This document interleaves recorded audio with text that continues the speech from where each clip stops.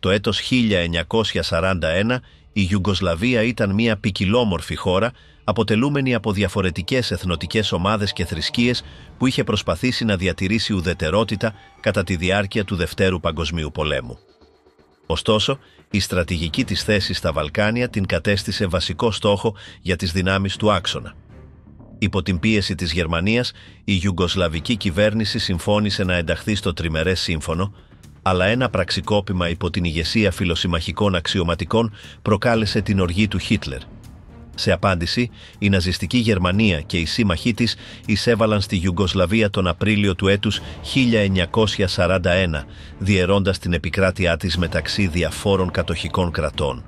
Η Σερβία τέθηκε υπό γερμανικό έλεγχο, ενώ η Κροατία μετατράπηκε σε ένα φιλογερμανικό φασιστικό κράτος. Η Ουγγαρία, η Βουλγαρία και η Ιταλία μοιράστηκαν άλλες περιοχές, εδραιώνοντας μία βάναυση κατοχή που έφερε μαζί τις διώξεις, καταστολή και εξόντωση. Η μοίρα των Ιουγκοσλάβων Εβραίων ήταν ιδιαίτερα τραγική. Από τους περίπου 78.000 που ζούσαν στη χώρα πριν από τον πόλεμο, η πλειοψηφία απελάθηκε και δολοφονήθηκε σε ναζιστικά και συνεργατικά στρατόπεδα συγκέντρωσης. Πώς ήταν δυνατόν ένα τόσο ποικιλόμορφο έθνος να καταλήξει βυθισμένο σε μία από τις χειρότερες σφαγές της ιστορίας?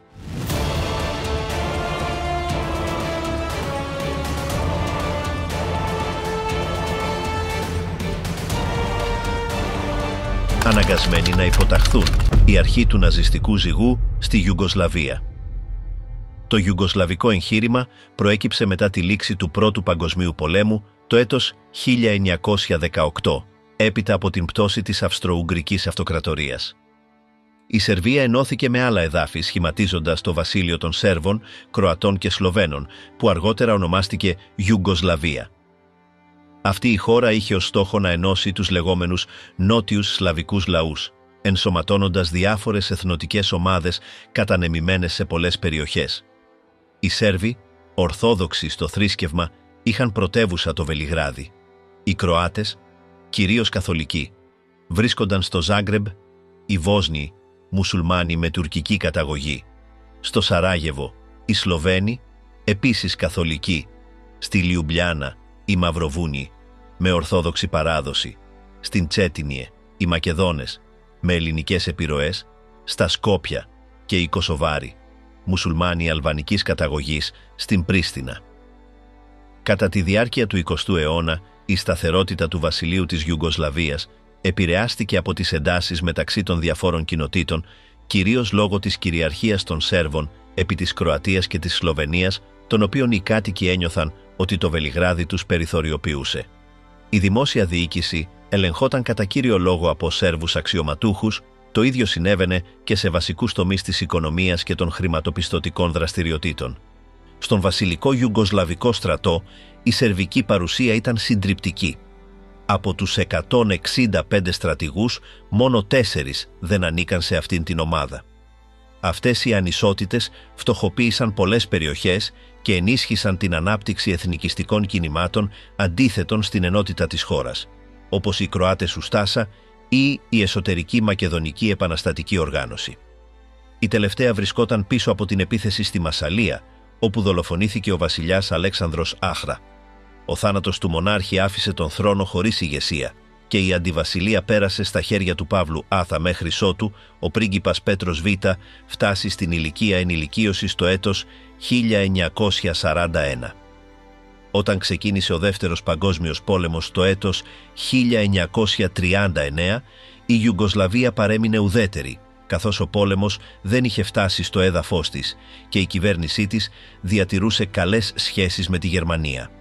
Η χώρα πωλούσε υλικά όπως μόλιβδο και ψευδάργυρο στους Γερμανούς και σε αντάλλαγμα αποκτούσε σύγχρονο οπλισμό περιλαμβανομένων μαχητικών αεροσκαφών Messerschmitt Bf 109. Ωστόσο, η Ιταλική εισβολή στην Ελλάδα το έτος 1940 και ο επακόλουθος πόλεμος μεταξύ των δύο χωρών άλλαξαν την κατάσταση.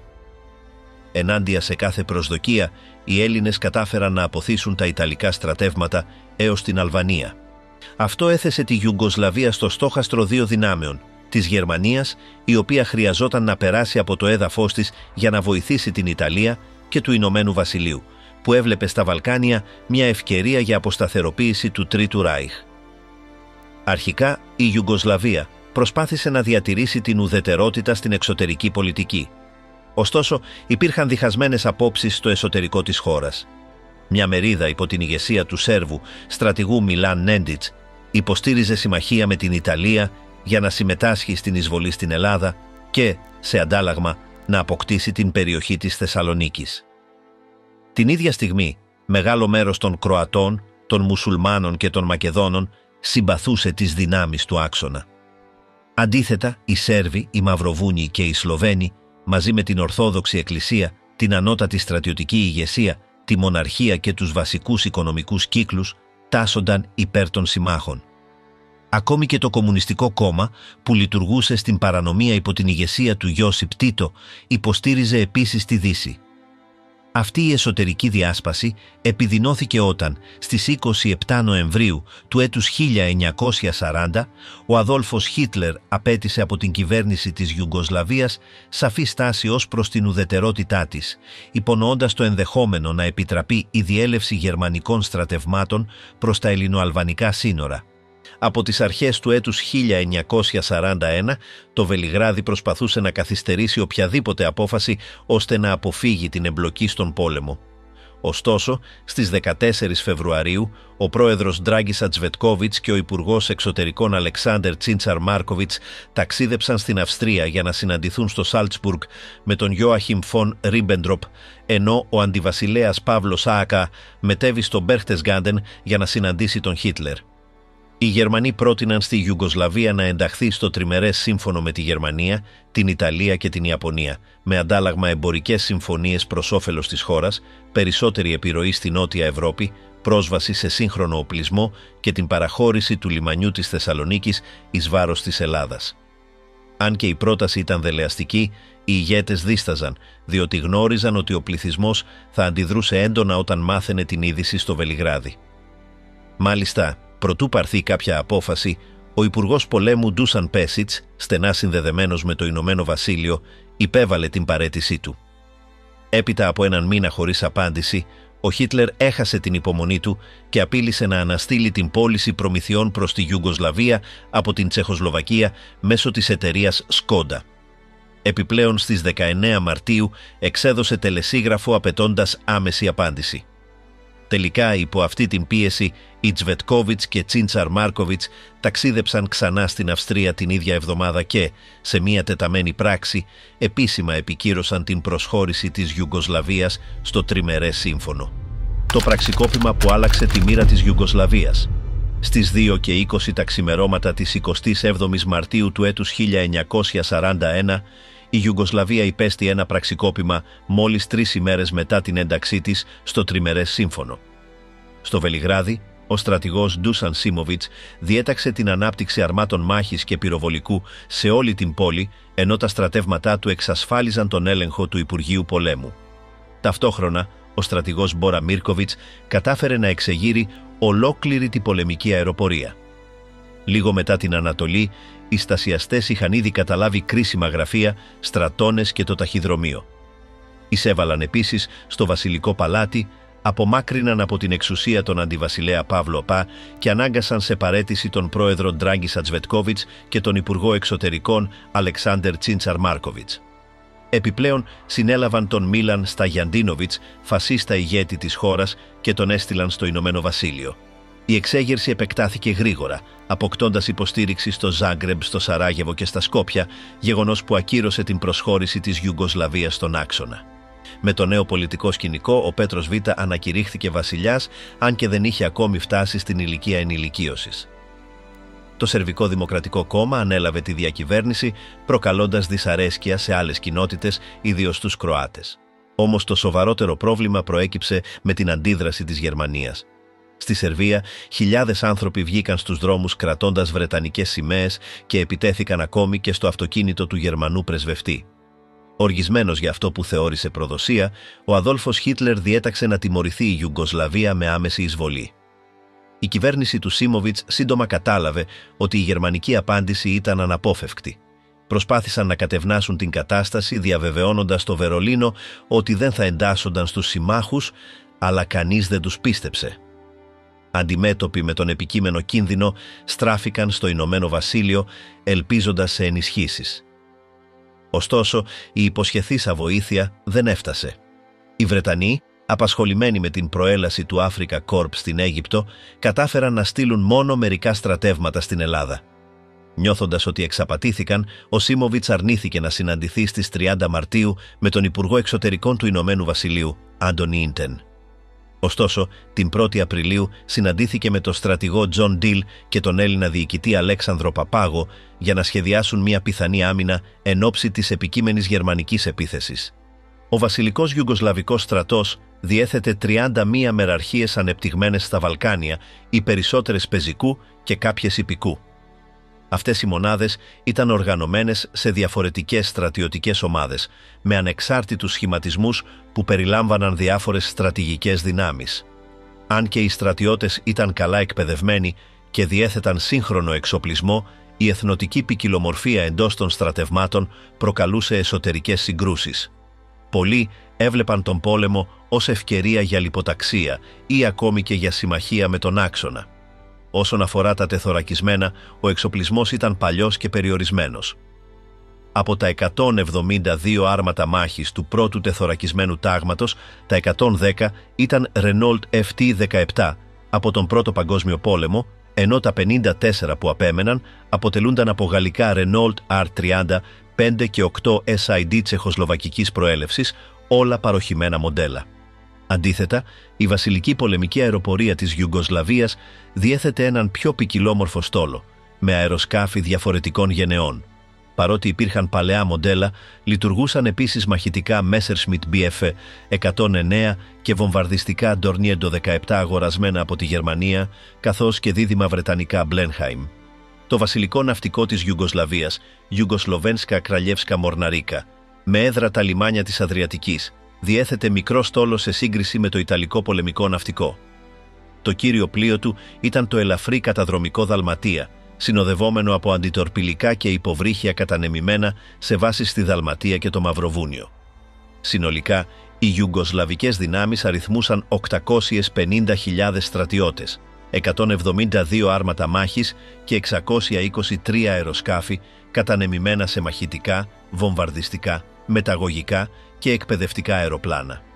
Ο ναυτικός του στόλος αποτελούνταν από 53 πλοία, περιλαμβανομένου ενός καταδρομικού, 5 αντιτορπιλικών, 4 υποβρυχίων, αρκετών τορπιλακάτων, ναρκαλιευτικών, κανονιοφόρων και ενός αεροπλανοφόρου υδροπλάνων.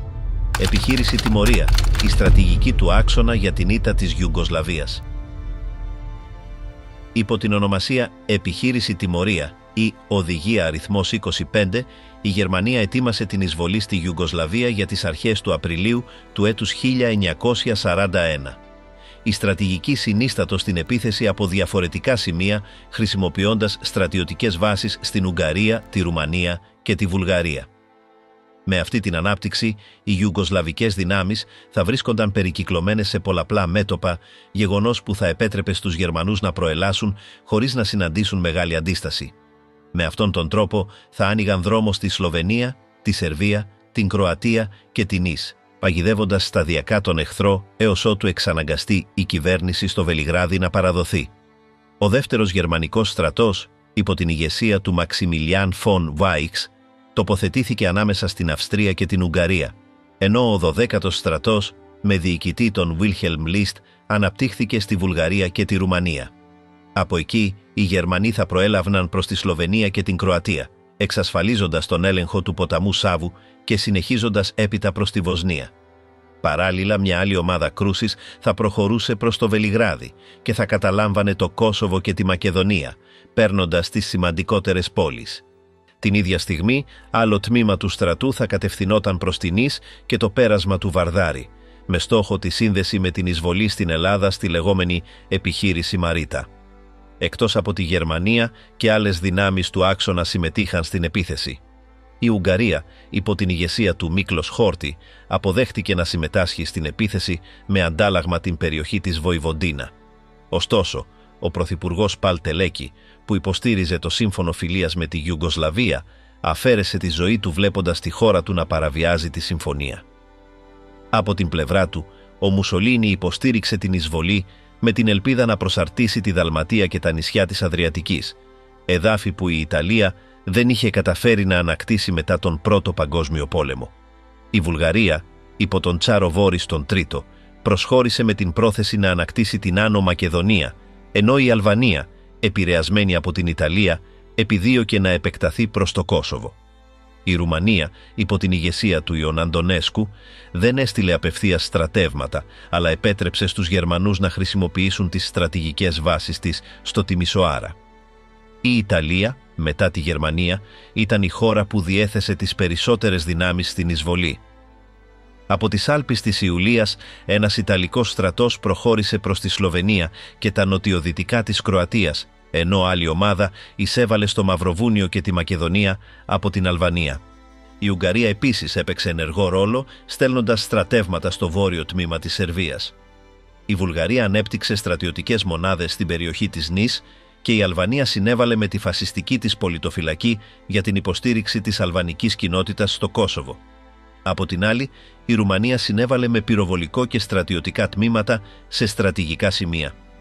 Συνολικά, οι δυνάμεις του άξονα συγκέντρωσαν περίπου 700.000 στρατιώτες.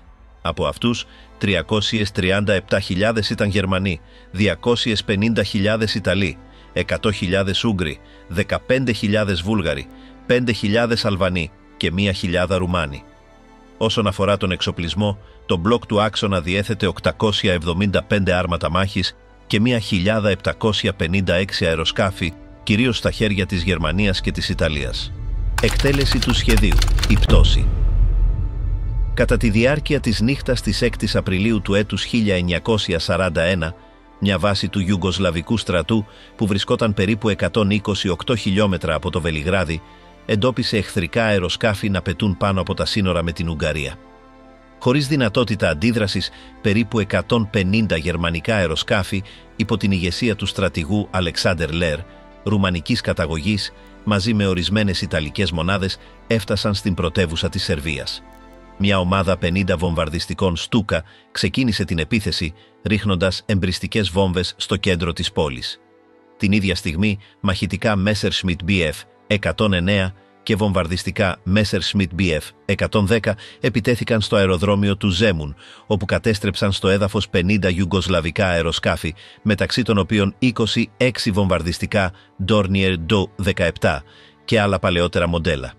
Ενώ συνέβαιναν αυτά, βομβαρδιστικά Heinkel H111 και Dornier Do 17 έριχναν τα πυρομαχικά τους σε διάφορα στρατηγικά σημεία, προκαλώντας ζημιές στο βασιλικό παλάτι του Ντέντινιε, στο στρατόπεδο του Τοπτσίτερ, στη στρατιωτική ακαδημία, στο σιδηροδρομικό σταθμό, στο ταχυδρομείο και στα Υπουργεία Αεροπορίας και Ναυτικού. Ακόμα και η Εθνική Βιβλιοθήκη της Σερβίας τυλίχθηκε στις φλόγες, ενώ ο ζωολογικός κήπος υπέστη σοβαρές ζημιές, με αποτέλεσμα να δραπετεύσουν ζώα και να περιφέρονται στους δρόμους. Ο αντίκτυπος του βομβαρδισμού ήταν καταστροφικός, με λεωφόρους να έχουν ισοπεδωθεί και εκατοντάδες σπίτια να έχουν μετατραπεί σε ερείπια, προκαλώντας τον θάνατο 4.000 αμάχων. Ο στρατηγός Ντούσαν Σίμοβιτς, ο οποίος λίγες ημέρες πριν είχε ηγηθεί πραξικοπήματος, πληροφορήθηκε την επίθεση ενώ παρευρισκόταν στον γάμο της κόρης του σε μικρή απόσταση από την πρωτεύουσα. Αμέσως επέστρεψε στο Βελιγράδι και το βρήκε σε ερείπια με τεράστιους κρατήρες στους δρόμους. Κατά τη συνάντησή του με το επιτελείο στο Υπουργείο Πολέμου, ένα από τα ελάχιστα κτίρια που στέκονταν ακόμα, συμφωνήθηκε η μεταφορά της κυβέρνησης στην πόλη Ούζιτσε. Ωστόσο, από τη νέα της έδρα στο ξενοδοχείο Πάλας, η διοίκηση δεν κατάφερε να ασκήσει κανέναν έλεγχο. Οι συνεχείς βομβαρδισμοί διέκοψαν σχεδόν όλες τις επικοινωνίες, εκτός από μία γραμμή με το Βελιγράδι, και η κροατική φράξια υπό τον Βλάντκο Μάτσεκ του Κροατικού Αγροτικού Κόμματος εξαφανίστηκε χωρίς ίχνος. Την ίδια ημέρα, γερμανικά στρατεύματα διέσχισαν τα σύνορα με τη Ιουγκοσλαβία από τη Βουλγαρία, προελάβνοντας γρήγορα μέσω της Μακεδονίας και ενισχυόμενα από βουλγαρικές μονάδες. Στην πορεία τους, ένα σύνταγμα των Waffen SS εξάλειψε την αντίσταση στο πέρασμα της Κρύβα Παλάνκα, κατέλαβε το Κουμάνοβο και συνέλαβε τη Στρούμιτσα. Στη συνέχεια στράφηκαν προς τα νότια, κατευθυνόμενοι στα σύνορα με την Ελλάδα για να συμμετάσχουν στην εισβολή στη χώρα, η οποία ξεκίνησε ταυτόχρονα υπό την ονομασία Επιχείρηση Μαρίτα. στα βόρεια της Ιουγκοσλαβίας, στα σύνορα μεταξύ Βοηβοντίνας και Ουγγαρίας, τα πυραυλοφόρα πλοία Δράβα, Σάβας, Μοραβά και Βάρδαρ του βασιλικού Ιουγκοσλαβικού ναυτικού πλεύσαν στον Δούναβη αφού εντόπισαν εχθρική παρουσία. Σε αντίπεινα εκτόξευσαν πολλαπλά πυρά κατά της ουγγρικής πόλης Μόχατς, προκαλώντας ζημιές. Αυτό οδήγησε τον τρίτο Ουγγρικό στρατό να απαντήσει με πυρά πυροβολικού και οδήγησε τη Βουδαπέστη να κηρύξει άμεσα πόλεμο στο Βελιγράδι. Την ίδια στιγμή, στα σύνορα του Σερβικού Μπάνου με τη Ρουμανία, μονάδες του 41ου Μηχανοκινήτου Σώματος με βάση το Τιμισοάρα, μαζί με πυροβολικό εξοπλισμένο με πυροβόλα διαφόρων διαμετρημάτων, επιτέθηκαν σε ιουγκοσλαβικές θέσεις. Ορισμένες καταστράφηκαν, αλλά η αντίδραση του Βελιγραδίου ήταν άμεση. 2 βομβαρδιστικά Μπλένχαϊμ επιτέθηκαν στη ρουμανική πόλη Άραντ, αν και τα 2 καταρρίφθηκαν. Στις 7 Απριλίου, δεύτερη ημέρα της επίθεσης, ο 12ος Γερμανικός στρατός διέσχισε τον Βαρδάρη και κατέλαβε σχεδόν ολόκληρη τη Μακεδονία. Στα Σκόπια, την πρωτεύουσα της περιοχής, πάνω από 20.000 Ιουγκοσλάβοι στρατιώτες, συμπεριλαμβανομένων αρκετών στρατηγών, συνελήφθησαν. Παράλληλα, ο δεύτερος Ιταλικός στρατός διέσχισε τις Άλπεις της Ιουλίας προς τη Σλοβενία, αντιμετωπίζοντας ελάχιστη αντίσταση. Προέλασαν γρήγορα και εξασφάλισαν την κοιλάδα του Σάβου, το Κάσταβ και την κορυφή του όρους Πέτς. Μέχρι τις 8 Απριλίου είχαν ήδη τον έλεγχο των Κρανίσκα Γκόρα, Ζαβράτετς και Γκότς. Ενώ οι Ιταλικές δυνάμεις προχωρούσαν χωρίς εμπόδια στη Σλοβενία, η κατάσταση ήταν διαφορετική στην Αλβανία. Μετά από μήνες φθοράς λόγω του πολέμου με την Ελλάδα, ο ένατος Ιταλικός στρατός δεν κατάφερε να συμμετάσχει στην επίθεση και αντιθέτως υπέστη σφοδρή επίθεση από τον τρίτο Ιουγκοσλαβικό στρατό. Τα στρατεύματά του έσπασαν τις αμυντικές γραμμές, προέλασαν μέσα από τα όρη Γκουσίνιε και Προκλέτιγε, έθεσαν υπό έλεγχο τον δρόμο του Σκόδερ και κατέλαβαν τον Ντέμπαρ από τους Ιταλούς και τους Αλβανούς συμμάχους τους. Στα ανατολικά στις 8 Απριλίου, το 14ο Σώμα Πάντσερ διέσχισε τα σερβικά σύνορα, υπερεύει τον Ισάβα και κατέστρεψε τις Ιουγκοσλαβικές άμυνες στο Πύροτ. Αυτό οδήγησε στην κατάρρευση πολλών μονάδων του στρατού του Βελιγραδίου, επιτρέποντας στους Γερμανούς να καταλάβουν την Ις χωρίς εμπόδια. Πιο νότια, το 40ο Πάντσερ Σώμα, με την υποστήριξη του 5ου Βουλγαρικού στρατού, εξασφάλισε τον έλεγχο της Μακεδονίας, καταλαμβάνοντας τις Στύπ, Βέλες, Πρίλεπ και Μοναστήρι. Αντιθέτως, ο ένατος Ιταλικός στρατός στην Αλβανία συνέχιζε να χάνει έδαφος. Οι Ιουγκοσλάβοι προέλασαν στον ποταμό Ντρίν και κατέλαβαν το Βάλμπονε και την Κολιέτσγαβα, αποδυναμώνοντας ακόμη περισσότερο τα στρατεύματα της Ρώμης. Ωστόσο, στο σλοβενικό μέτωπο, ο δεύτερος Ιταλικός στρατός διατηρούσε την νικηφόρα πορεία του. Αφού διέσχισε τα βουνά της Τσέρκνο και τον ποταμό Ριετσίνα, εκδίωξε τους Ιουγκοσλάβους από το Κάλτσε και το Λογκατέτς, εδραιώνοντας την κυριαρχία του στην περιοχή. Η κατάρρευση της Ιουγκοσλαβίας, η πτώση σε μόλις 12 ημέρες. Στις 9 Απριλίου του έτους 1941, η επίθεση του Δευτέρου Γερμανικού στρατού ξεκίνησε από την Αυστρία με στόχο την προέλαση προς τη Σλοβενία. Καθώς τα στρατεύματα εισέβαλαν στο σλοβενικό έδαφος από τη Στυρία, ομάδες της γερμανικής μειονότητας Volksdeutsche στο Μάριμπορ ανέλαβαν δράση. Οπλισμένοι με πιστόλια και καραμπίνες, κατέλαβαν κυβερνητικά κτίρια και αφόπλισαν τους Ιουγκοσλάβους φρουρούς. Χάρη σε αυτή την ενέργεια, η γερμανική προέλαση ήταν ταχεία και η πόλη πέρασε στα χέρια του 51ου Σώματος χωρίς αντίσταση. Επιπλέον, διευκόλυναν τη διάβαση του ποταμού Δράβου, εξασφαλίζοντας αρκετές γέφυρες, κάτι που επέτρεψε στις τεθωρακισμένες δυνάμεις να τον διασχίσουν χωρίς προβλήματα. Στις 10 Απριλίου, το 46ο Σώμα Πάντσερ άνοιξε ένα νέο μέτωπο στη Ιουγκοσλαβία, διασχίζοντας τα σύνορα από την Ουγγαρία προς την Κροατία. Μετατεθωρακισμένα στην πρωτοπορία, οι Γερμανοί κατάφεραν να καταλάβουν σε σύντομο χρονικό διάστημα πολλές στρατηγικές περιοχές, παγιδεύοντας πολλές ιουγκοσλαβικές δυνάμεις στη σιδηροδρομική γραμμή Βουδαπέστης-Τεργέστης. Μέσα σε μία μόλις ημέρα, η προέλαση ξεπέρασε τα 100 χιλιόμετρα με ελάχιστη αντίσταση, καθώς ορισμένες κροατικές μονάδες του Ιουγκοσλαβικού στρατού εξεγέρθηκαν και διευκόλυναν την κατάληψη του Ζάγκρεμπ σε μερικές ώρες. Μέχρι εκείνη τη στιγμή η Κροατία δεν είχε συμμετάσχει ενεργά στην επίθεση του άξονα, αλλά η κατάσταση άλλαξε όταν ο φασίστας ηγέτης Άντε Παβέλιτς από τη Ρώμη κάλεσε σε εξέγερση. πολλές κροατικές μονάδες θασίασαν, συλλαμβάνοντας τους Σέρβους αξιωματικούς τους και παραδίδοντας στρατηγικές πόλεις στους Γερμανούς. Στο Μπιέλοβαρ, η εξέγερση επέτρεψε στον νέο δήμαρχο να κηρύξει την ανεξαρτησία της χώρας. Στη Βοσνία Ερζεγοβίνη, Κροάτες εθνικιστές και βοσνιακές ομάδες σύμμαχες της Γερμανίας συγκρούστηκαν με τον Ιουγκοσλαβικό στρατό, καταλαμβάνοντας τη Μόσταρ και το κοντινό αεροδρόμιο, όπου κατέλαβαν αρκετά βομβαρδιστικά που στη συνέχεια χρησιμοποιήθηκαν από τη νέα κροατική αεροπορία. Την ίδια ώρα, στην περιοχή της Νης, οι γερμανικές δυνάμεις του 14ου Σώματος προέλαβαν χωρίς αντίσταση, αφήνοντας χιλιάδες Ιουγκοσλάβους στρατιώτες παγιδευμένους. Αφού εξασφάλισαν την κοιλάδα του Μοράβα, κατέλαβαν την Παρατσίν και το Κραγκούγεβατς, αποκόπτοντας πλήρως χιλιάδες στρατιώτες στη Λέσκοβατς, οι οποίοι τελικά παραδόθηκαν χωρίς μάχη. Παρά την επιτυχία των δυνάμεων του άξονα σε διάφορα μέτωπα, η κατάσταση στην Αλβανία ήταν διαφορετική. Εκεί, ο ένατος Ιταλικός στρατός συνέχιζε την υποχώρηση μπροστά στην προέλαση του Τρίτου Ιουγκοσλαβικού στρατού, ο οποίος κατάφερε να διεισδύσει 50 χιλιόμετρα σε εχθρικό έδαφος. Η πόλη του Σκόδερ έπεσε στα χέρια τους και η Ιουγκοσλαβική αεροπορία βομβάρδισε την ναυτική βάση του Δυραχείου, σηματοδοτώντας το αποκορύφωμα της επίθεσής τους στην περιοχή. Στις 11 Απριλίου του έτους 1941 άνοιξε ένα ακόμη μέτωπο στη Ιουγκοσλαβία όταν γερμανικά στρατεύματα διέσχισαν τα σύνορα από τη Ρουμανία προς τη Σερβία. Υποστηριζόμενοι από μηχανοκίνητες μονάδες και ρουμανικά αποσπάσματα προέλασαν ταχύτατα, εξασφαλίζοντας το Τόμεσβαρ και καταλαμβάνοντας ένα αεροδρόμιο όπου βρήκαν 3 ιουγκοσλαβικά μαχητικά ανέπαφα. Η ταχύτητα της επίθεσης ήταν τόσο εντυπωσιακή που σε λιγότερο από μία ημέρα έφτασαν στο Βρσάτς και στο Πάντσεβο, φτάνοντας ακόμη και στα περίχωρα του Βελιγραδίου. Εν τω μεταξύ στη Σλοβενία, οι Ιταλοί συνέχισαν την επίθεσή τους, καταλαμβάνοντας το Σούσακ και την Κράλιεβιτσα, προτού 2 τάγματα επίλεκτων εισέλθουν στη Λιουμπλιάνα με φορτηγά. Την ίδια στιγμή στην Αλβανία η κατάσταση πήρε νέα τροπή. Αφού προηγουμένως υποχωρούσαν, οι Ιταλοί κατάφεραν να εξαπατήσουν τις Ιουγκοσλαβικές δυνάμεις με ένα ψεύτικο τηλεγράφημα που τις οδήγησε σε ενέδρα. Με το έδαφος υπέρ τους ξεκίνησαν αντεπίθεση που εκδίωξε τους Ιουγκοσλάβους από την Αλβανία, πλήττοντας ιδιαίτερα μία από τις μεραρχίες τους που δέχτηκε επίθεση με τεθωρακισμένα κοντά στον ποταμό Πρόνισατ.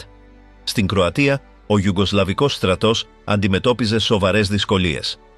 Οι Γερμανοί κατέλαβαν γρήγορα στρατηγικά σημεία όπως τη Σλάτινα και το Νόσιτσε, καθώς και την Οσίκεϊ, μια θέση κλειδί για την πρόσβαση στη Σερβία. Η κατάσταση επιδεινώθηκε από τις εξεγέρσεις κροατικών ομάδων, οι οποίες, μαζί με φασιστικές πολιτοφυλακές, αφόπλησαν ιουγκοσλαβικές μονάδες και κατέλαβαν πολλές πόλεις, μεταξύ αυτών την Τσάπλινα, την Τρεμπίνιε και την Μπίλετσα. Την επόμενη ημέρα στις 12 Απριλίου η Ουγγαρία προσχώρησε στην εισβολή διασχίζοντας τα σύνορα με τη Βοηβοντίνα.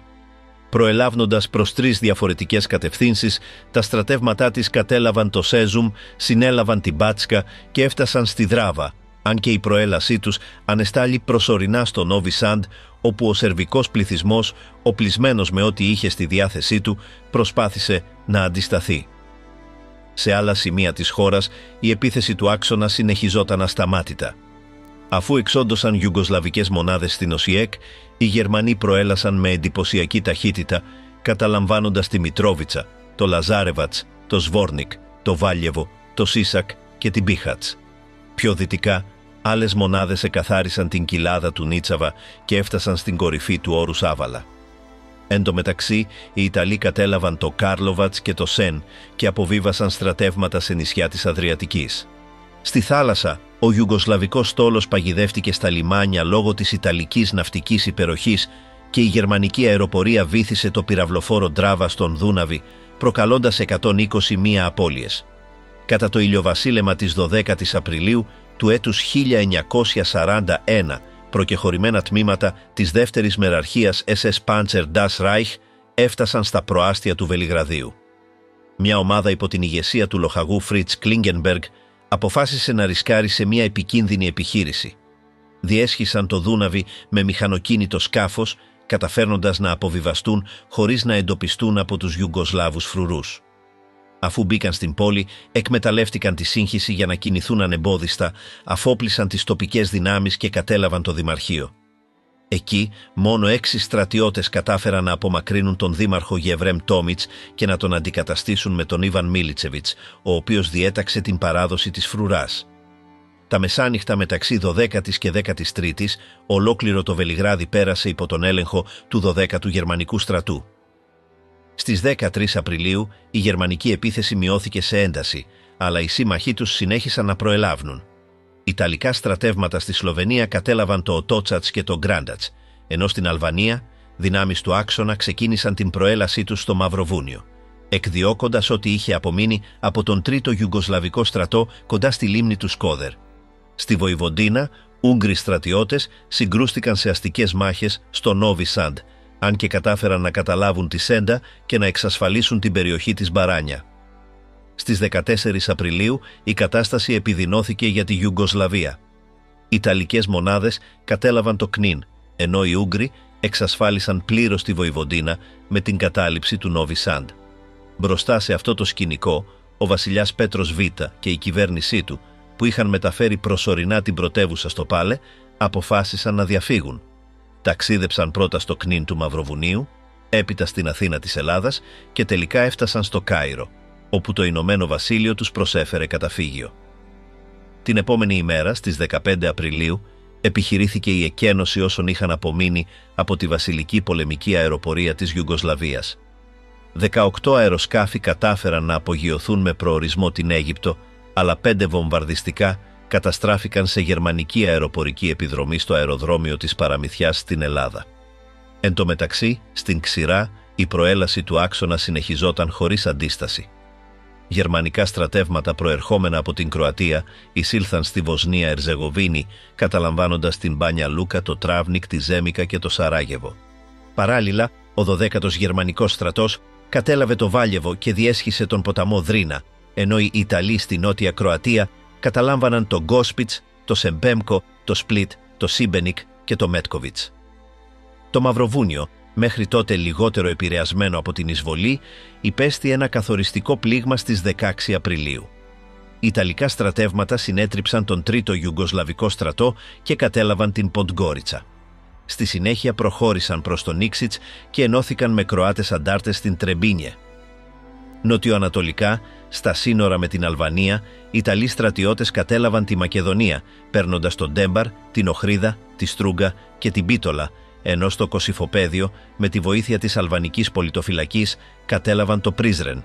Στις 17 Απριλίου, το μεγαλύτερο μέρος της χώρας βρισκόταν ήδη υπό τον έλεγχο του άξονα, με εξαίρεση την ακτή της Αδριατικής, όπου δίνονταν οι τελευταίες μάχες. Από τα ανατολικά, οι Ιταλικές δυνάμεις προχώρησαν προς την Τσέτινιε και το λιμάνι του Κότορ, όπου το Ιουγκοσλαβικό ναυτικό βύθισε τα δικά του πλοία για να μην πέσουν σε εχθρικά χέρια. Από τα δυτικά, ένα τάγμα μαύρων μπουκαμίσων κατέλαβε το Ντουμπρόβνικ, που αργότερα μετονομάστηκε σε Ραγκούσα. Με την κατάσταση πλήρως κατεστραμμένη, στις 17 Απριλίου, ο στρατηγός Ντανίλο Καλαφότιβ ζήτησε ανακοχή. Ωστόσο, καθώς δεν είχε την εξουσία να διαπραγματευτεί, προσέφυγαν στον Αλεξάντερ Τσίντζαρ Μάρκοβιτς, πρώην Υπουργό Εξωτερικών, ο οποίος μεταφέρθηκε στο Βελιγράδι για να υπογράψει την άνευ όρων παράδοση της Ιουγκοσλαβίας. Από εκείνη τη στιγμή, ολόκληρη η επικράτεια τέθηκε υπό την κυριαρχία των δυνάμεων του άξονα. Γιασένοβατς, η κόλαση των Βαλκανίων και οι σφαγές στη Σύρμια. Όταν η Ιουγκοσλαβία διαλύθηκε τον Απρίλιο του έτους 1941, ορισμένες περιοχές κήρυξαν την αυτονομία τους. Ανάμεσά τους, το ανεξάρτητο κράτος της Κροατίας, το Μαυροβούνιο και η Σερβία της Εθνικής Σωτηρίας. Σε αυτή την τελευταία, ένα καθεστώς υποτελές στο Τρίτο Ράιχ, με επικεφαλής τον Μίλαν Νέντιτς, υιοθετήθηκαν μέτρα εμπνευσμένα από την ναζιστική ιδεολογία. Στις 30 Απριλίου του ίδιου έτους, ο Νέντιτς υπέγραψε το διάταγμα περί φυλετικής καταγωγής, απομονώνοντας τους 16.000 Εβραίους που ζούσαν στην περιοχή. Ωστόσο, οι πρώτοι φόνοι σε σερβικό έδαφος δεν διαπράχθηκαν από τις αρχές του Νέντιτς, αλλά από τον Κροατικό στρατό και τη φασιστική πολιτοφυλακή Ουστάσα, οι οποίοι κατά την προέλασή τους στη Σύρμια εκτέλεσαν εκατοντάδες Εβραίους στην περιοχή του ποταμού Σάβου και του Μπάνου. Άλλοι στάλθηκαν στο Γιασένοβατς, ένα στρατόπεδο εξόντωσης όπου διαπράχθηκαν φρικαλαιότητες κατά τη διάρκεια του Δευτέρου Παγκοσμίου Πολέμου. Σε αυτό το πλαίσιο, το Γιασένοβατς μετατράπηκε σε επίκεντρο τρόμου στα Βαλκάνια. Λειτουργώντας από το καθεστώς των Ουστάσα εντός του ανεξάρτητου κράτους της Κροατίας, αυτό το στρατόπεδο συγκέντρωσης και εξόντωσης, τοποθετημένο στη συμβολή των ποταμών Σάβου και Ούνα, ήταν το τρίτο μεγαλύτερο στην Ευρώπη και το μοναδικό στην περιοχή που διοικούνταν από συνεργαζόμενο με τους Ναζί καθεστώς. Από την ίδρυσή του τον Αύγουστο του έτους 1941 έως τη διάλυσή του τον Απρίλιο του έτους 1945, το Γιασένοβατς υπήρξε μάρτυρας αδιανόητων θηριωδιών. Σε αντίθεση με τα ναζιστικά στρατόπεδα, δεν διέθετε θαλάμους αερίων ούτε βιομηχανικά μέσα μαζικής εξόντωσης. Αντιθέτως, οι εκτελέσεις γίνονταν ατομικά και με βάναυσο τρόπο, με χρήση μαχαιριών, σφυριών, τσεκουριών ή με πυροβολισμούς εξ επαφής.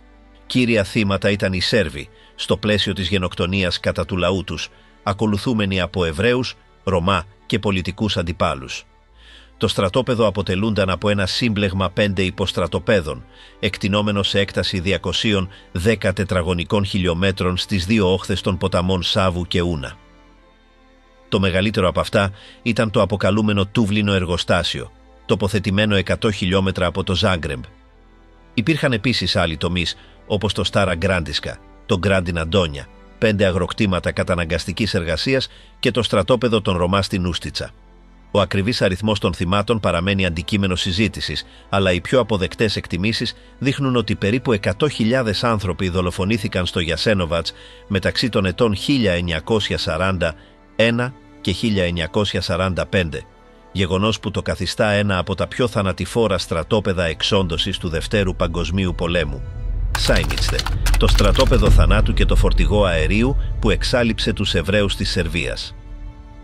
Το Βελιγράδι, η πρωτεύουσα της Σερβίας, είχε τον μεγαλύτερο εβραϊκό πληθυσμό στη Ιουγκοσλαβία, γεγονός που το μετέτρεψε στον πρώτο στόχο του Τρίτου Ράιχ και της κυβέρνησης του Μίλαν Νέντιτς. Τον Μάρτιο του έτους 1942, μονάδες των SS και σερβικές βοηθητικές δυνάμεις υπό την ηγεσία του Χάραλντ Τέρνερ συνέλαβαν τους Εβραίους της πόλης. Οι άνδρες εκτελέστηκαν άμεσα, ενώ γυναίκες και παιδιά κρατήθηκαν σε στρατόπεδο συγκέντρωσης εντός του Σάιμιτστε. Στις 9 Μαΐου του έτους 1942, οι κρατούμενοι του Σάιμιτστε δολοφονήθηκαν μέσα σε ένα σφραγισμένο φορτηγό που είχε σταλεί από το Βερολίνο, στο εσωτερικό του οποίου απελευθερώθηκε μονοξίδιο του άνθρακα, προκαλώντας ασφυξία σε όλους. Μετά την εξόντωση των γυναικών και των παιδιών, διατάχθηκε η εξολόθρευση των ασθενών του νοσοκομείου του Βελιγραδίου και των πρώην Εβραίων στρατιωτικών που είχαν υπηρετήσει στον βασιλικό Ιουγκοσλαβικό στρατό. Περίπου 8.000 Εβραίοι του Βελιγραδίου εκτελέστηκαν στο Σάιμιτστε. Ο αξιωματικός Χάραλντ Τέρνερ, υπεύθυνος για τη σφαγή, έφτασε να δηλώσει με υπερηφάνεια στους ανωτέρους του στα SS: «Η Σερβία είναι η μόνη χώρα στην Ευρώπη όπου λύθηκε το εβραϊκό ζήτημα». Πέρα από αυτό το επεισόδιο, δεν υπήρξαν σφαγές τέτοιας κλίμακας στη Σερβία της εθνικής σωτηρίας λόγω περιορισμών που είχε επιβάλει ο Μίλαν Νέντιτς. Ωστόσο, οι Εβραίοι και οι Ρωμά απομονώθηκαν από τον τοπικό πληθυσμό και στάλθηκαν σε διάφορα στρατόπεδα συγκέντρωσης, όπου χιλιάδες ακόμα πέθαναν λόγω των απάνθρωπων συνθηκών. Στα τέλη του έτους 1944, οι δυνάμεις του άξονα αποσύρθηκαν και η Σοβιετική Ένωση ανέλαβε τον έλεγχο, εντάσσοντας εκ νέου τη Σερβία στη Ιουγκοσλαβία. Μέχρι εκείνη τη στιγμή, 14.500 Σέρβοι Εβραίοι είχαν δολοφονηθεί από Γερμανούς, Κροάτες και κάποιους Σέρβους συνεργάτες, γεγονός που σήμανε την εξαφάνιση του 90% της εβραϊκής κοινότητας της χώρας. Τίτο και οι Παρτιζάνοι του, η μεγαλύτερη αντιφασιστική αντίσταση της Ευρώπης.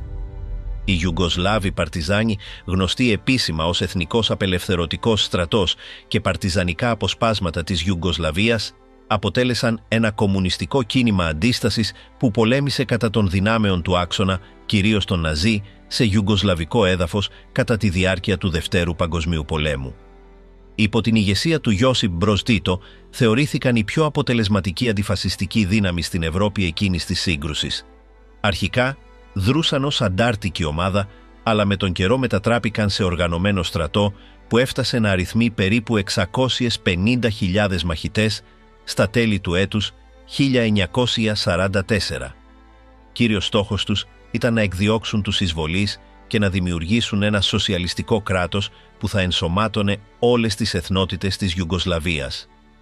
Μετά την εισβολή της χώρας τον Απρίλιο του έτους 1941, ο Τίτο ανέλαβε την πρωτοβουλία και συγκρότησε αυτό το κίνημα.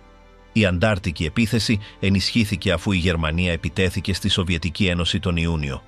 Μέχρι τον Ιούλιο είχε ξεσπάσει ήδη μια μεγάλης κλίμακας εξέγερση με την αρχική συμμετοχή των Τσέτνιξ υπό την ηγεσία του Ντράζα Μιχαήλοβιτς, γεγονός που οδήγησε στην ανακήρυξη της σύντομης δημοκρατίας του Ούζιτσε. Παρά τις πολυάριθμες επιθέσεις του άξονα, οι Παρτιζάνοι κατάφεραν να αντισταθούν, παραμένοντας διαρκώς σε κίνηση υπό την ηγεσία του Τίτο.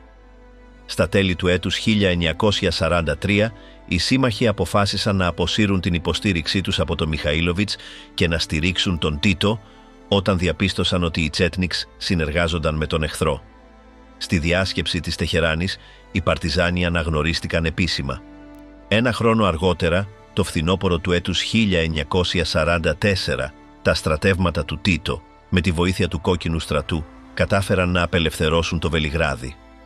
Μέχρι το τέλος της σύγκρουσης, οι Παρτιζάνοι είχαν αναλάβει τον έλεγχο της χώρας και επίσης περιοχών όπως η Τεργέστη και η Καρίνθια. Όταν τελείωσε ο πόλεμος, αυτή η αντίσταση μετασχηματίστηκε στις ένοπλες δυνάμεις της νεοσύστατης Λαϊκής Ομοσπονδιακής Δημοκρατίας της Ιουγκοσλαβίας. Το κίνημα είχε δύο βασικούς στόχους. Ο πρώτος ήταν η αντιμετώπιση των στρατευμάτων κατοχής. Μέχρι το έτος 1944, όταν άρχισαν να λαμβάνουν επαρκή βρετανική υποστήριξη, τα μόνα όπλα που αποκτούσαν προέρχονταν από τους ίδιους τους εισβολείς. Ο δεύτερος σκοπός ήταν η ίδρυση ενός ομοσπονδιακού κομμουνιστικού κράτους, όπου διαφορετικές εθνοτικές ομάδες θα συνυπήρχαν. Για να το πετύχουν αυτό, το Κομμουνιστικό Κόμμα επιδίωξε να προσελκύσει όλες τις κοινότητες που αποτελούσαν τη Ιουγκοσλαβία, διασφαλίζοντας ότι κάθε μία θα διατηρούσε τα δικαιώματά της. Από την άλλη πλευρά, το αντίπαλο κίνημα, οι Τσέτνιξ, είχαν πολύ διαφορετικά συμφέροντα. Ήθελαν να διατηρήσουν τη μοναρχία, να προστατεύσουν τον σερβικό πληθυσμό και να δημιουργήσουν μια μεγάλη Σερβία, εκδιώκοντας άλλες ομάδες από περιοχές που θεωρούσαν δικές τους. Από την αρχή υπήρχαν εντάσεις μεταξύ των δύο πλευρών, αλλά τον Οκτώβριο του έτους 1941 η σύγκρουση κλιμακώθηκε και μετατράπηκε σε ανοιχτό πόλεμο. Οι Τσέτνιξ έβλεπαν την ενωτική στάση του Τίτο ως απειλή για τους Σέρβους, ενώ οι κομμουνιστές απέρριπταν πλήρως την υπεράσπιση του μοναρχικού συστήματος. Κατά τα πρώτα χρόνια, η πλειοψηφία των Παρτιζάνων ήταν Σέρβοι. Εκείνη την περίοδο, μουσουλμάνοι και Κροάτες διοικητές αναγκάζονταν να αλλάζουν τα ονόματά τους για να αποφύγουν προβλήματα με τους συντρόφους τους. Ωστόσο, η κατάσταση άλλαξε μετά την αποχώρηση των γερμανικών στρατευμάτων υπό την πίεση της σοβιετικής και βουλγαρικής επίθεσης στη Σερβία, τη Βόρεια Μακεδονία και το Κωσυφοπαίδιο το φθινόπωρο του έτους 1944. Από τότε προσθέθηκαν περισσότεροι Σέρβοι, Μακεδόνες και Αλβανοί, γεγονός που αύξησε σημαντικά τον αριθμό των μαχητών. Μέχρι τα τέλη του ίδιου έτους, ο παρτιζανικός στρατός αριθμούσε ήδη 650.000 άνδρες και γυναίκες. Τον Απρίλιο του έτους 1955, ο αριθμός αυτός ξεπερνούσε τους 800.000, καθιστώντας τον μία από τις μεγαλύτερες στρατιωτικές δυνάμεις της σύγκρουσης. Η σφαγή του Κραγκούγεβατς, όταν οι Ναζί εκτέλεσαν μαθητές και πολίτες ως εκδίκηση. Το έτος 1941, κατά τη διάρκεια της γερμανικής κατοχής της Ιουγκοσλαβίας, ο Χίτλερ διέταξε μια βάναυση πράξη αντιπίνων κατά της Σερβίας. Σκοπός του ήταν η εξόντωση κάθε αντίστασης μετά την εισβολή. Αυτό που ακολούθησε όμως ήταν μια αδιανόητη σφαγή. Για κάθε νεκρό Γερμανό στρατιώτη, οι Ναζί εκτελούσαν 100 πολίτες και για κάθε τραυματία 50. Ένα από τα πιο αιματηρά επεισόδια αυτής της πολιτικής εξόντωσης συνέβη στο Κραγκούγεβατς της Σέρβιας, όπου μέσα σε λίγες ημέρες δολοφονήθηκαν χιλιάδες άνθρωποι, ανάμεσά τους μαθητές, δάσκαλοι και αθώοι πολίτες. Αυτή η σφαγή, αν και λιγότερο γνωστή από άλλες ναζιστικές θηριωδίες, ήταν μια αδίστακτη προσπάθεια να κατασταλεί η Ιουγκοσλαβική αντίσταση. Όλα ξεκίνησαν την Κυριακή 19 Οκτωβρίου στα περίχωρα του Κραγκούγεβατς, της τέταρτης μεγαλύτερης πόλης της Σερβίας μετά το Βελιγράδι. Βρίσκεται στις όχθες του ποταμού Λεπένιτσα και διακρινόταν για τη βαριά βιομηχανία της, ιδιαίτερα την παραγωγή μηχανημάτων και οπλισμού. Μεταξύ των ετών 1818 και 1839 υπήρξε η πρώτη πρωτεύουσα της σύγχρονης Σερβίας και εκεί θεσπίστηκε το πρώτο σύνταγμα των Βαλκανίων. Το έτος 1941 είχε πληθυσμό 27.249 κατοίκους και ήταν το πολιτικό, πολιτιστικό, εκπαιδευτικό και βιομηχανικό κέντρο της χώρας. Για τους Ναζί, ωστόσο, η περιοχή ήταν ένα καταφύγιο ληστών, όρος που χρησιμοποιούσαν για τους Σέρβους αντάρτες. Εκείνη την Κυριακή, πριν ακόμη τεθεί σε ισχύ ο κανονισμός που προέβλεπε εκτέλεση 100 πολιτών για κάθε νεκρό Γερμανό στρατιώτη και 50 για κάθε τραυματία, 415 άνθρωποι εκτελέστηκαν. Τα θύματα συνελήφθησαν σε επιχειρήσεις όπου οι Ναζί απέκλεισαν τις προσβάσεις στην πόλη από 3 γειτονικούς οικισμούς. Την επόμενη μέρα, 20 Οκτωβρίου, τα γερμανικά στρατεύματα εξαπέλυσαν μαζική επιχείρηση στις οδούς και στα σπίτια του Κραγκούγεβατς. Περίπου 5.000 πολίτες συνελήφθησαν για να επιλεγούν και στη συνέχεια να εκτελεστούν. Άνδρες και νεαροί αφαιρέθηκαν από τα σπίτια τους, τους χώρους εργασίας, τα εργοστάσια και τις δημόσιες υπηρεσίες. Εισέβαλαν και στα σχολεία, όπου συνέλαβαν περίπου 300 μαθητές λυκείου, ηλικίας από 12 έως 18 ετών, μαζί με τους καθηγητές τους, ανάμεσά τους τον Λάζα Παντέλιτς, διευθυντή του Κεντρικού Ανδρικού Γυμνασίου της πόλης. Ορισμένοι ιστορικοί υποστηρίζουν ότι ο αριθμός των συλληφθέντων ήταν ακόμη μεγαλύτερος, φτάνοντας τους 7.000. Μεταξύ αυτών ήταν και νεαροί Ρουμάνοι, κυρίως λούστροι, που είχαν αρνηθεί να γυαλίσουν τα παπούτσια των Γερμανών στρατιωτών. Η Βέρμαχτ διαβεβαίωσε τους εχμαλώτους ότι πρόκειται απλώς για έλεγχο εγγράφων και πως θα μεταφέρονταν στο στρατόπεδο για εξακρίβωση. Ωστόσο, λίγοι πίστεψαν αυτήν την εκδοχή. Μερικοί, γνωρίζοντας το τέλος που τους περίμενε, άρχισαν να γράφουν αποχαιρετιστήρια μηνύματα σε κομμάτια χαρτιού που έσκυζαν από τα τετράδια τους, με την ελπίδα ότι κάποιος θα τα βρει. Εκείνη την ημέρα, 123 Σέρβοι Εβραίοι, ανάμεσά τους και πολλές γυναίκες, εκτελέστηκαν. Στις 21 Οκτωβρίου, ενώ η σφαγή συνεχιζόταν, ο γερμανικός στρατός δημοσίευσε και επικόλλησε στους τοίχους της πόλης μία ανακοίνωση που δικαιολογούσε τη μαζική εκτέλεση. Οι δειλές και προδοτικές επιθέσεις κατά των στρατιωτών μας την περασμένη εβδομάδα, στις οποίες 10 σκοτώθηκαν και 26 τραυματίστηκαν, έπρεπε να τιμωρηθούν. Για κάθε νεκρό Γερμανό στρατιώτη εκτελέστηκαν 100 άτομα, για κάθε τραυματία 50. Στη συντριπτική τους πλειοψηφία ήταν κομμουνιστές, εγκληματίες και συνεργοί. Συνολικά εκτελέστηκαν 2.300 άτομα. Κάθε νέα πράξη σαμποτάζ ή επίθεση θα αντιμετωπίζεται με την ίδια αυστηρότητα. Οι Ναζί άφησαν τεκμήρια των αντιπίνων. Οι εικόνες που διασώθηκαν από τη φρίκη αποτυπώνουν συγκλονιστικές σκηνές. Ανάμεσα στους 144 μαθητές που εκτελέστηκαν μαζί με τους καθηγητές τους, πολλοί τουφεκίστηκαν σε περιοχές κοντά στην πόλη με φόντοψηλή βλάστηση ή θάμνους. Εμφανίζονται με δεμένα μάτια, κάποιοι με τα χέρια ενωμένα. Λέγεται πως αρκετοί από αυτούς φώναξαν με γενναιότητα «Είμαστε νέοι Σέρβοι, πυροβολήστε», λίγο πριν εκτελεστούν. Άλλοι έχασαν τη ζωή τους σε απόμερους δρόμους ή δίπλα σε τοίχους που χώριζαν τον ποταμό από τη βασική λεωφόρο. Σε κάποιες φωτογραφίες φαίνεται πως οι Γερμανοί αξιωματικοί αποτελειώνουν με πυροβολισμούς εκείνους που ήδη κοίτονταν στο έδαφος. Υπήρξαν επίσης θύματα κρεμασμένα σε δέντρα ή φανάρια της κεντρικής πλατείας, θυμίζοντας σκηνές από τον Πρώτο Παγκόσμιο Πόλεμο. Μία από τις εικόνες δείχνει μία νεαρή που έχει ήδη κρεμαστεί και ένα αγόρι με κασκέτο, τρομοκρατημένο, έτοιμο να δεχτεί τη θηλιά στο λαιμό του. Τα πτώματα όσων σκοτώθηκαν στο χωράφι και στους δρόμους, πολλοί από τα πυρά βαρέων πολυβόλων, θαύτηκαν σε ομαδικούς τάφους. Το έργο της εξκαφής και ταφής των σωμάτων ανέλαβαν κρατούμενοι που κατάφεραν να επιβιώσουν και αργότερα κατέθεσαν στις δίκες της Νιρεμβέργης. Στις 20 Οκτωβρίου, 10 ημέρες μετά τη σφαγή, ο Γερμανός πρέσβης στη Σερβία, Φέλιξ Μπέντσλερ, έστειλε αναφορά στο Βερολίνο. Στο μήνυμά του, σύντομο και ευθύ, ανέφερε «Την περασμένη εβδομάδα πραγματοποιήθηκαν μαζικές εκτελέσεις Σέρβων τόσο στο Κράλιεβο όσο και στο Κραγκούγεβατς ως αντίπεινα για τον θάνατο στρατιωτών της Βέρμαχτ, εφαρμόζοντας την αναλογία 100 Σέρβοι για κάθε Γερμανό. Στο Κράλιεβο εκτελέστηκαν 1.700 άτομα και στο Κραγκούγεβατς 2.300. Αυτή η διπλωματική αναφορά επιβεβαιώνει ότι το Κραγκούγεβατς δεν ήταν η μόνη πόλη που υπέστη τέτοια θηριωδία. Οι ναζιστικές σφαγές, που έγιναν ταυτόχρονα σε διαφορετικές περιοχές, ανύψωσαν τον συνολικό αριθμό των θυμάτων της γερμανικής εκδίκησης σε αριθμούς που κυμαίνονται μεταξύ 7.000 και 10.000. Σε απόσταση 50 χιλιόμετρων από εκεί, στο Κράλιεβο, δολοφονήθηκε τουλάχιστον ένα μέλος από κάθε οικογένεια της πόλης. Η Βέρμαχτ κατέστρεψε το Ρούντνικ, ενώ το Γκόρνι Μιλανόβατς ερημώθηκε από επιθέσεις με εμπριστικές βόμβες. Από τις 464 κατοικίες του, μόνο 72 παρέμειναν όρθιες. Εκτός από τους Σέρβους, εκτελέστηκαν Ρουμάνοι, Μακεδόνες, Σλοβαίνοι, Εβραίοι, Μουσουλμάνοι και Χριστιανοί. Οι πιο πρόσφατες έρευνες προσδιορίζουν ότι ο ακριβής αριθμός των νεκρών στο Κραγκούγεβατς ανήλθε σε 2.778.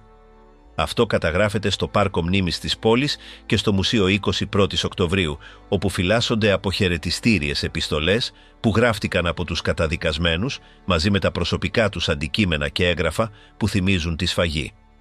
Ένα από τα σημαντικότερα μνημεία της πόλης τιμά τη μνήμη των εκτελεσμένων μαθητών. Το έτος 2012, η Εθνοσυνέλευση της Σερβίας καθιέρωσε την 21η Οκτωβρίου ως ημέρα μνήμης προς τιμήν των σερβικών θυμάτων του Δευτέρου Παγκοσμίου Πολέμου. Ο ναζί στρατιωτικός Φραντς Μπέμε συνελήφθη στη Νορβηγία όταν τελείωσε ο πόλεμος. Στις λεγόμενες δευτερεύουσες δίκες της Νιρεμβέργης δικάστηκε για τη σφαγή του Κραγκούγεβατς και για πολυάριθμα εγκλήματα πολέμου που διέπραξαν τα στρατεύματά του στη Σερβία. Στις 29 Μαΐου του έτους 1947 έπεσε στο κενό από τον 4ο όροφο της φυλακής, όπου κρατούνταν. Τα λείψανά του αναπαύονται στο Γκράτς, πόλη που βρίσκεται στο νότιο τμήμα της Αυστρίας. Η σιωπηλή εξόντωση, οι διώξεις των Γερμανών στη Ιουγκοσλαβία. Στο τέλος του Δευτέρου Παγκοσμίου Πολέμου και στα πρώτα χρόνια του Ψυχρού Πολέμου, η Ιουγκοσλαβία εξαπέλυσε σφοδρές διώξεις κατά διαφόρων εθνοτικών μειονοτήτων εντός της επικράτειάς της. Το καθεστώς υπό την ηγεσία του Ιώσιπ Μπροζ Τίτο προώθησε αυτά τα μέτρα εναντίον Κροατών, Σλοβαίνων, Μαυροβουνίων, Ιταλών και Ούγγρων, αλλά μία από τις πιο πληγείσες κοινότητες ήταν οι 500.000 εθνοτικοί Γερμανοί ή Auslanddeutsche, οι οποίοι κατηγορήθηκαν ότι συνεργάστηκαν με το Τρίτο Ράιχ. Με την άφιξη του Κόκκινου Στρατού το έτος 1944 και την απελευθέρωση του Βελιγραδίου, πολλοί Γερμανοί που ζούσαν στην περιοχή βρέθηκαν υπό τον έλεγχο των Ιουγκοσλάβων παρτιζάνων. Από εκείνη τη στιγμή, με την υποστήριξη κάποιων τοπικών πληθυσμών, ξέσπασε ένα κύμα βίας εναντίον τους. Πάνω από 7.000 άνθρωποι δολοφονήθηκαν σε λιντσαρίσματα και μαζικές εκτελέσεις, συμπεριλαμβανομένων και εκείνων που είχαν αντιταχθεί στον ναζισμό. Χαρακτηριστική είναι η περίπτωση του ιερέα Ανταλμπέρτ Σμιτ, ο οποίος ξυλοκοπήθηκε μέχρι θανάτου από Ιουγκοσλάβους στρατιώτες, παρά το γεγονός ότι είχε βοηθήσει πολλά θύματα του ναζιστικού καθεστώτος. Στις 2 Νοεμβρίου του έτους 1944, η Αντιφασιστική Επιτροπή Απελευθέρωσης της Ιουγκοσλαβίας διέταξε την αφαίρεση της υπηκοότητας από την γερμανική κοινότητα, η οποία στερήθηκε επίσης όλα τα πολιτικά της δικαιώματα και τις περιουσίες της. Αρχικά, τα μέτρα εφαρμόστηκαν στο Μάριμπορ, όπου η πλειονότητα του πληθυσμού ήταν γερμανική, αλλά στη συνέχεια επεκτάθηκαν σε όλη τη Ιουγκοσλαβία. Με την κατάληψη της Σλοβενίας από το λαϊκό μέτωπο, οι διατάξεις αυτές τέθηκαν σε ισχύ και σε πολλές σλοβενικές περιοχές. Στις 29 Απριλίου του έτους 1945, οι Auslanddeutsche ανακηρύχθηκαν ιδιοκτησία του κράτους και υποβιβάστηκαν στη θέση των σκλάβων. Πολλοί πουλήθηκαν ή ανατέθηκαν σε ιδιώτες, ενώ τα παιδιά αποχωρίστηκαν από τις οικογένειές τους ανάλογα με τη ζήτηση όσων τα απέκτησαν. Πάνω από 200.000 άνθρωποι εξαναγκάστηκαν να ανοικοδομήσουν χωριά και κατεστραμμένες πόλεις, ενώ 47.000 στάλθηκαν στη Σοβιετική Ένωση για να εργαστούν στα ορυχεία του Ντονμπάς. Σε αυτά προσθέθηκαν χιλιάδες κρατούμενοι που μεταφέρθηκαν σε στρατόπεδα καταναγκαστικής εργασίας σε διάφορα σημεία των Βαλκανίων. Όσοι κατάφεραν να αποφύγουν τη σκλαβιά, αντιμετώπισαν εξίσου δύσκολη μοίρα. Στερημένοι από την υπηκοότητά τους, 313.000 Γερμανοί εκδιώχθηκαν σε διάφορες χώρες. Περίπου 150.000 εγκαταστάθηκαν στη Γερμανία, άλλοι τόσοι μετανάστευσαν στην Αυστρία, ενώ 10.000 κατάφεραν να φτάσουν στις Ηνωμένες Πολιτείες και 3.000 στη Γαλλία. Οι συνέπειες αυτής της καταστολής υπήρξαν καταστροφικές. 57.640 Γερμανοί έχασαν τη ζωή τους, εκ των οποίων 48.447 πέθαναν σε στρατόπεδα εργασίας, 7.199 εκτελέστηκαν και 1.994 απεβίωσαν κατά τη μεταφορά τους προς την SSED. Επιπλέον, οι περισσότεροι από τους επιζώντες εξαναγκάστηκαν να εγκαταλείψουν τα σπίτια τους, αφήνοντας τη γερμανική κοινότητα της Ιουγκοσλαβίας στα πρόθυρα της εξαφάνισης. Καθώς εδραιωνόταν ο ψυχρός πόλεμος, η σχέση του Τίτο με τη Σοβιετική Ένωση επιδεινώθηκε. Σε μια προσπάθεια εξισορρόπησης της πολιτικής του θέσης, το Ιουγκοσλαβικό καθεστώς διέκοψε τις απελάσεις το έτος 1950 και επέτρεψε σε 82.000 Γερμανούς να παραμείνουν στη χώρα, ανακτώντας την υπηκοότητά τους και κάποια από τα δικαιώματά τους. Αυτή η απόφαση απέτρεψε την πλήρη εξαφάνιση της γερμανικής παρουσίας στα Βαλκάνια, αν και το αποτύπωμά της στην ιστορία της περιοχής υπήρξε μη αναστρέψιμο. Η δίωξη κατά τον Auslanddeutsche στη Ιουγκοσλαβία είχε ως αποτέλεσμα 57.640 θανάτους. Από αυτό το σύνολο, 48.447 πέθαναν σε στρατόπεδα συγκέντρωσης ή εκτελώντας καταναγκαστική εργασία, 7.199 εκτελέστηκαν και 1.994 πέθαναν κατά τη μεταφορά τους στη Σοβιετική Ένωση. Σε αυτά προσθέθηκαν 360.000 εκτοπισμένοι, κάποιοι από τους οποίους αναγκάστηκαν να εγκαταλείψουν τη χώρα και άλλοι πουλήθηκαν ως σκλάβοι στην SSED, κάτι που ουσιαστικά εξάλειψε τη γερμανική κοινότητα της περιοχής. Με την έναρξη του ψυχρού πολέμου, η Ιουγκοσλαβία διέκοψε τις σχέσεις με την SSED και ο Ιώσιπ Μπροζ Τίτο, προσπαθώντας να διατηρήσει τη χώρα σε ουδέτερη θέση, διέταξε την πάυση των απελάσεων. Χάρη σε αυτή την απόφαση, το έτος 1950, 82.000 Γερμανοί κατάφεραν να παραμείνουν, ανέκτησαν την υπηκοότητά τους και επανήλθαν ως πολίτες με δικαιώματα, αποτρέποντας έτσι την πλήρη εξαφάνιση του λαού τους στα Βαλκάνια. Η εισβολή στη Ιουγκοσλαβία το έτος 1940 σηματοδότησε την αρχή ενός από τα πιο σκοτεινά κεφάλαια της ιστορίας της χώρας. Ο κατακερματισμός της επικράτειας διευκόλυνε την εφαρμογή γενοκτονικών πολιτικών από τους κατακτητές και τους ντόπιους συνεργάτες τους. Στο ανεξάρτητο κράτος της Κροατίας, το φασιστικό καθεστώς των Ουστάσα εφάρμοσε εθνοκαθαρτικές και θρησκευτικές εκαθαρίσεις κατά των Σέρβων, των Εβραίων και των Ρωμά σε στρατόπεδα εξόντωσης όπως το Γιασένοβατς. Στη Σερβία, η γερμανική κατοχή επέβαλε άμεσα αντισημιτικά μέτρα και η εβραϊκή κοινότητα σχεδόν εξοντώθηκε μέσω μαζικών εκτελέσεων και απελάσεων. Η αντίσταση δεν άργησε να εκδηλωθεί. Από τη μία πλευρά, οι φιλομοναρχικοί Τσέτνιξ, πιστοί στο βασιλιά Πέτρο Β, πολεμούσαν για την αποκατάσταση της παλαιάς Ιουγκοσλαβίας, ενώ από την άλλη, οι κομμουνιστές παρτιζάνοι, υπό την ηγεσία του Ιώσιπ Μπροζ Τίτο, προωθούσαν έναν αντιφασιστικό αγώνα που αποσκοπούσε και σε μια πολιτική και κοινωνική μεταμόρφωση. Παρά τη βαρβαρότητα της κατοχής, ο πόλεμος άφησε στη Ιουγκοσλαβία ένα αίσθημα ενότητας γύρω από την αντίσταση, αν και η μεταπολεμική περίοδος θα έφερνε νέες εντάσεις μεταξύ των λαών της. Το ολοκαύτωμα στη Ιουγκοσλαβία όχι μόνο αφαίρεσε τη ζωή από χιλιάδες Εβραίους, αλλά και κατέστρεψε ολόκληρες κοινότητες που αποτελούσαν αναπόσπαστο μέρος της χώρας επί αιώνες. Ο πόλεμος και η κατοχή απέδειξαν πως το μίσος, ο εξτρεμισμός και οι γεωπολιτικές φιλοδοξίες μπορούν να καταστρέψουν ένα έθνος και να αφανίσουν τη ζωή χιλιάδων αθώων ανθρώπων. Παρόλο που η σύγκρουση έληξε το έτος 1945 με την απελευθέρωση της χώρας, το τραύμα και οι διαιρέσεις που προκάλεσε η κατοχή διατηρήθηκαν για δεκαετίες.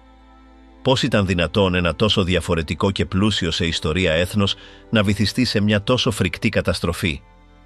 Η ιστορία της Ιουγκοσλαβίας κατά τη διάρκεια του Δευτέρου Παγκοσμίου Πολέμου μας αφήνει μια προειδοποίηση για τις συνέπειες της μυσαλλοδοξίας και του πολέμου.